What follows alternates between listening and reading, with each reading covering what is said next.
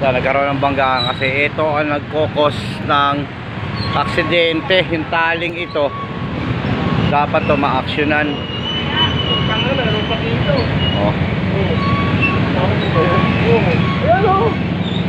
Dapat dito. Sir, pa-report sa stud natin. Sa ano, ito tanggalin to. Ito ang cost ng ano. Mga ano na to, lona ha. Patanggal natin lahat to. Report natin kay Mayor. Hindi matumbayo. Hello.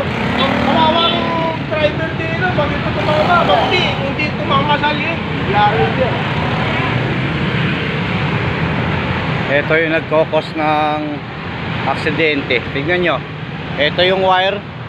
Ito yung mga lona. Alos labas na ng kalsada.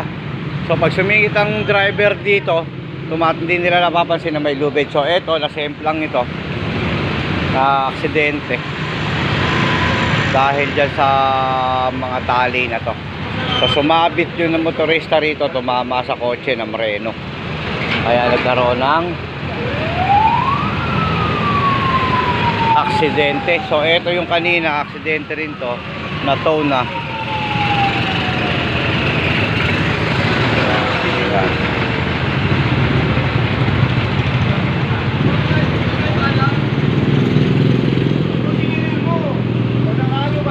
Bahay na yan, bakit yan nalagay?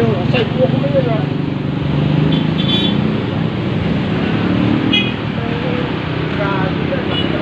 Kaya FRU, magpa-flashing sila doon sa Baggang Barrier. Itong mga lona na to ang dapat matanggal. Kokos ng traffic at saka nagkokos ng aksidente. Tingnan nyo, national road to pero bakit may mga lona? Okay, dapat mawala ito kasi iniiwasan ng rider, kaya bumabangga sila sa barrier, sumisikip yung kanilang daanan, mga lona na to. So guys, thank you very much, salamat sa panonood ninyo. Ito yung video.